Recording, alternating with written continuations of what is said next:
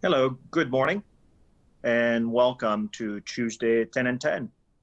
My name is Richard Charpentier. I am the owner and founder of Baking Innovation. You can find it on baking-innovation.com. And if you have any further questions or need further help, please do not hesitate to go on the Bakerpedia website on the Baker Help, where you can ask questions or hire consultants. So let's get started. First question. On bread cooling page. I'm working on a project with high moisture content sourdough breads. The client is requiring very quick pull down of core temperature to facilitate quick turnover through the slicing station. They are struggling with gumming of the blades and gluing of the slices, even though the core temperature is down to low mid 30 Celsius, which is 86 degrees Fahrenheit roughly. If the loaves are allowed to cool more slowly, this appears to be less prevalent. Can anyone drop some sciences on this with respect to starch and amylose retrogradation and stabilization of gelatinized starch in the first hour post-bake and the effects of rapid cooling and starch chain development and recrystallization? Thanks all. Well, that's a big question. So let's think for a second of what we're looking at. We're looking at a sourdough bread, artisan bread.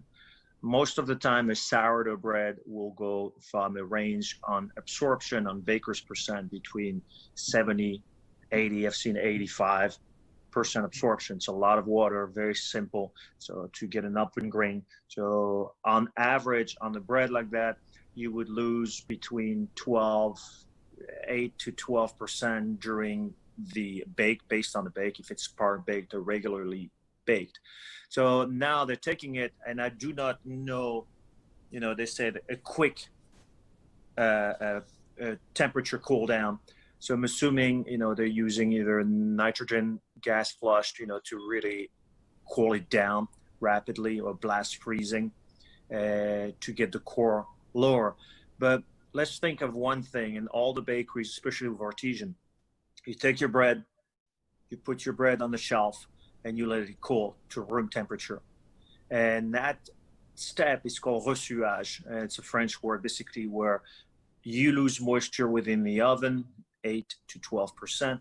And then as it's sitting on the shelf, you're losing an extra 2 to 4% based on the environment, if it's dry, relative humidity. So now what they're doing is they're taking it into a chamber and forcing the air to go. Basically, they're forcing to change from the gelation of the starch to try to force crystallization. But what it seems like, if they're gluing and slicing, that you can do it because you're still in the gelation phase and it hasn't come down. Gelation happens between 140 to 160 degrees, but as the bread cools down, it will come back to crystallization. So, and there's the amylose and the amylopectin, and usually that's whether, some of you might have heard the maltose cross is basically when the two starches basically cross to form the structure, because it's important as well to understand not only, gluten is great to get a loaf, but the starch is also important in your flour to make a loaf. And therefore, right here, if it's not properly cooled down to the right core temperature, even though it's 86 degrees, but because it was done rapidly, it will start gumming up. And the gumming up is basically the excess water that has not a chance to lose be the right moisture content for slicing. When it's sometimes, as I would say, an artisan bread is all about taking your time, and once you try to accelerate the step, and therefore you will probably see an issue like that. But it would be, because it's very complex, there's more to it than just what I'm saying. If you have any questions, please, again, feel free to reach out. Second question. Gluten washing test page. Is there an itemized list of various types of flours and the percentage of gluten yield after washing for vegan usage in determining what flours they want to try next? That's an interesting question. I'm not 100% sure of what they're trying to achieve, and by washing flour, because there's no list that I'm aware of, unless it's somewhere on a different website, but there's no actual list where you would have this flour, once you wash it, will give you X amount of gluten. And for those who are not familiar with gluten washing, if you take a flour at home and you were to wash it, the starch is soluble, meaning it will dissolve in water. And what's left, what's insoluble, is the gluten part, basically the gluten and the gliadin that forms the dough ball. And if you want to do it, it's actually fun experiment. You just put it in a bowl and a little bit of water, and all of a sudden you'll end up with a gummy, almost chewing gum thing, and that's a gluten. That's when you wash it. So there are analytical things that are being done to see the amount that machines, and I'm sure that's not what you're asking for, that will do it for you to wash the gluten and to end up with a certain percent in order to determine the protein content of a flour. And that's the best if that's what you're trying to do. If you do it by hand, I've tried to do it, but it's not accurate because you would lose a lot of the gluten in the process. It's almost impossible. You have to have a chamber and be able to wash it thoroughly. But in terms of, if it's a vegan usage and you're trying to really build protein, you're trying to say, okay, which one gives me the best? I would say contact a manufacturer of gluten. There are some who do excellent job, and then ask for the best quality gluten. Then you get some purity. You can get up to 90%, and with clean processes, and not a lot of additives added to it for the manufacturing of gluten. So hopefully it answers your question. Next and last question. It's only 3 questions today. I have a question on dry yeast. I understand that the difference between instant dry and active dry is the percentage of humidity.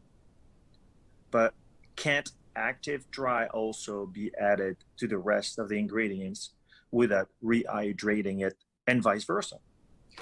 Very good question.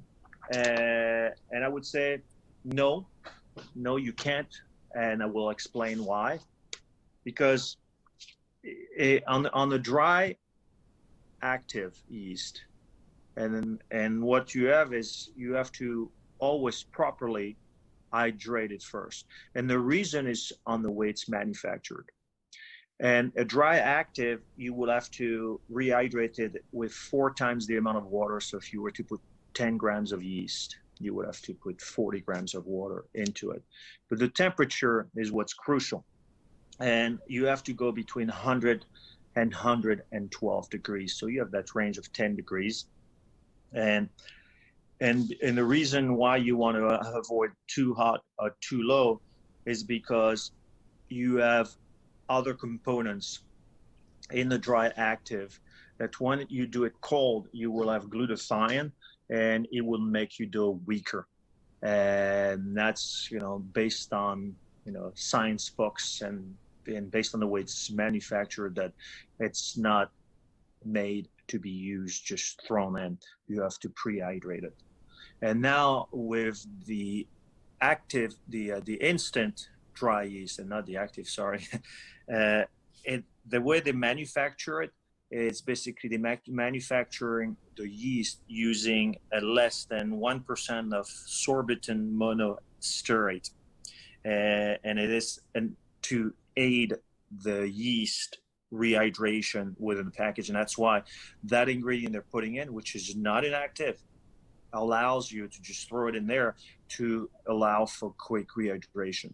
So that's where the difference is. And also, as a tip, for those who are not aware and listening, if you use a cake yeast, basically the fresh yeast that you find in bakery, or sometimes they come in little cubes at a grocery store. If you want to convert to active, it's basically a 45%. So technically, if you put 10 grams of yeast, you would have to put 4.5 grams. And on the dry, the instant dry, you will have to put 0.3 to 0.33%. So if you put 10 grams of fresh yeast, you will have to put basically 3 grams roughly of the instant yeast. That's it. So thank you again very much for listening, and to Tuesday 10 at 10. And happy baking, and have a great day. Thank you.